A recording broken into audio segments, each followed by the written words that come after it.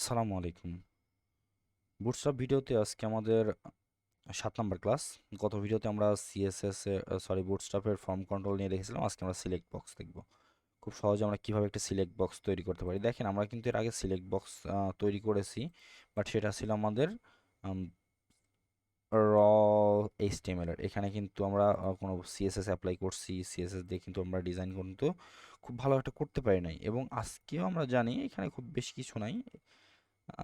Just আপনার এই যে দেখতেছেন এই জিনিসটাকে আপনার এর এই পাশে অ্যারো এরকম একটা বানাইতে অনেকটা সময় লাগবে, বাট এইখানে অলরেডি করা আছে। জাস্ট এটা আমাদের ডিজাইন কিন্তু খুব বেশি চেঞ্জ না। এটা আমরা জাস্ট এইচটিএমএল এর যে ডিজাইনটা পাই সেইটাই আছে, ডিফল্ট ডিজাইন।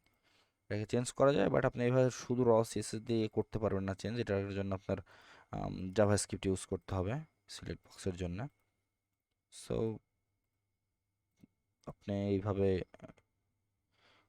করে নেন। জাস্ট আমি একটা আপনাকে এখানে ফর্মের মধ্যে, এই ফর্মটার মধ্যেই আমি আপনাকে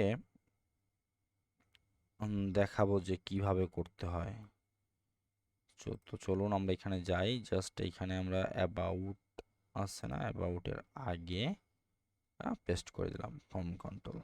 এই যে দেখেন চলে আসছে আমাদের কাঙ্ক্ষিত সিলেক্ট বক্স। আমরা খুব সহজেই সিলেক্ট বক্স, এখানে আপনাদের বুঝতে অনেকের অসুবিধা হইতে পারে। উঠায় দিলাম, এখানে উঠায় দিলাম, দেন এইটাকেও আমরা উঠায় দেব।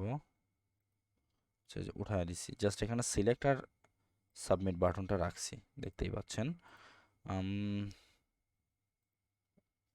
MT3 ওকে। আচ্ছা, সিলেক্ট বক্সটাকে আমরা এরকম একটা ইনপুট ফিল্ডের মধ্যে নিয়ে আসতে গেলেও কিন্তু আমাদের অনেকটা সময় লাগে, এবং এখানে অ্যারো চিহ্ন আছে, এখানে ইনপুট ফিল্ডের মধ্যে সব কিছু আছে। তো এইরকম একটা ইনপুট ফিল্ড বানাইতে আমাদের একটু বেশি সময় লাগতো। সো এখানে জাস্ট বুটস্ট্র্যাপ দিয়ে খুব ইজিলি আমরা এখানে সিলেক্ট বক্স তৈরি করতে পারি। এখানে দেখতেই পাচ্ছেন আমরা সিলেক্ট বক্সের সাইজ চেঞ্জ করতে পারবো, সিলেক্ট বক্সের মধ্যে অটো সিলেক্ট দিয়ে দিতে পারবো। এখানে আরও অনেক কিছু আছে, জাস্ট আপনি একটু ডকুমেন্টেশন পড়ে নেবেন। তো এটাই ছিল সিলেক্ট বক্সের ভিডিও। সবাইকে অসংখ্য ধন্যবাদ। আল্লাহ হাফেজ।